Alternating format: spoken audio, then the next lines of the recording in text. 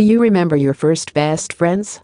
One of mine walked up to me on the first day of second grade at a new school and asked me, the new girl, to be her friend.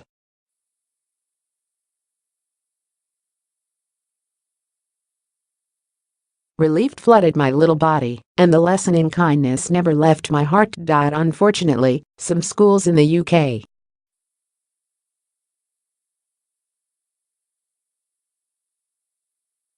and even here in the United States are robbing kids of those deep friendships that teach them empathy, character, and, yes, even heartbreak.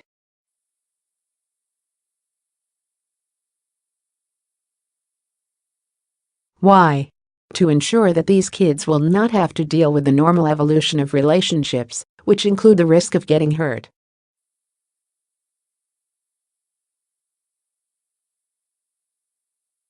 One summer camp in New York physically separated children who seemed to be getting too close to one another as friends, putting them at opposite ends of the dining table or making sure they never had the same activity together.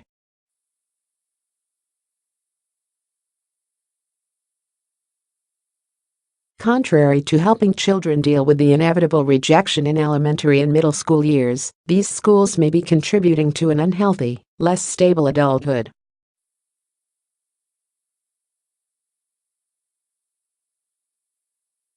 Kids today are already forced to work twice as hard to learn social awareness because the pervasiveness of social media that inundates their little lives is slowly replacing the need for direct social contact.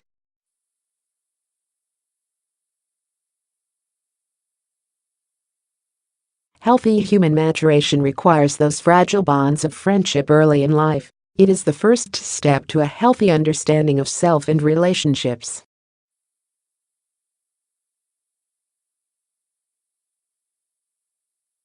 This is not to say that every kid will have a large group of friends, but all parents wish at least one close friend for their child.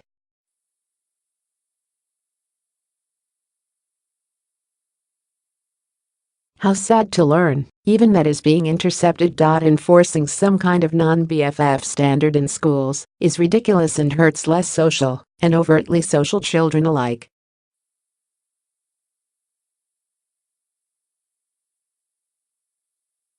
Are some limits acceptable? Absolutely. Not allowing party invitations to be handed out in elementary school classes, unless everyone is invited, is just decent manners.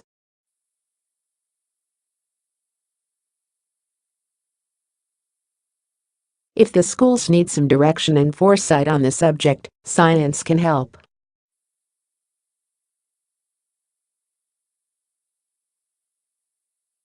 Robin Dunbar, an anthropologist known for his groundbreaking findings on social circles of human beings, has shown through research that humans have a limit on the number of close friends they can maintain, as well as the number of people in their overall social circle.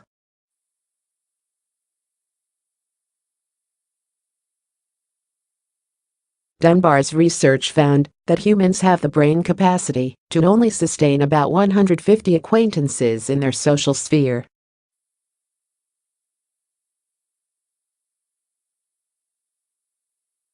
When it comes to close, deep, and meaningful connections with other individuals, that number drastically reduces to around 5 people.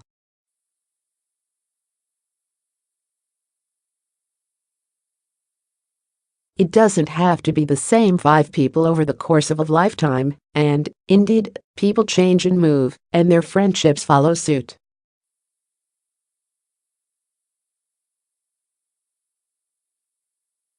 And then there are those who will not fill the relational limit that science predicts.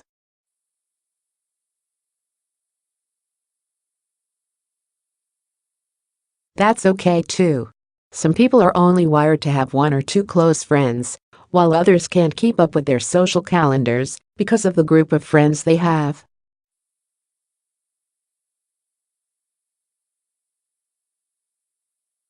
Let's take the pressure off our kids and let them navigate life in an organic manner.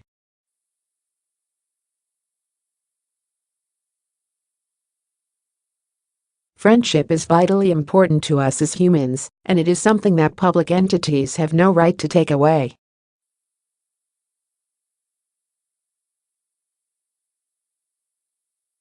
Children's social awareness grows every day and is impacted in small ways, even if it is just playing in the sand at recess with their little friends in kindergarten.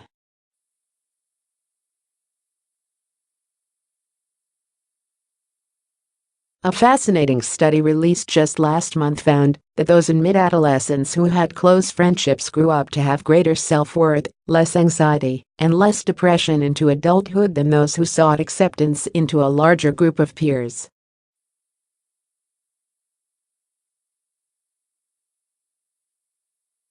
If those little ones, in all their innocence, find a dear friend playing in that sandbox, then they should be allowed to have that friend.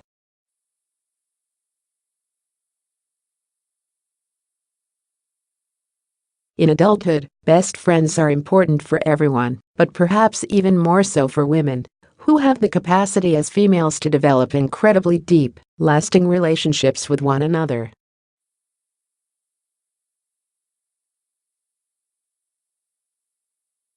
Indeed, C.S. Lewis wrote about friendship as a type of love in the Four Loves. He said, "The friendship is not a reward for our discriminating and good taste in finding one another out.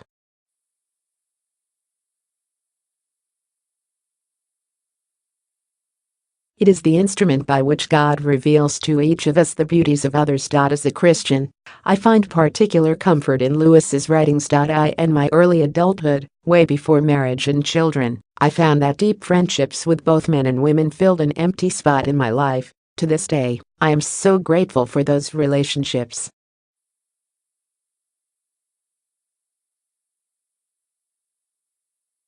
There is true love in the beauty of friendship, which many times goes unnoticed in our hypersexualized culture.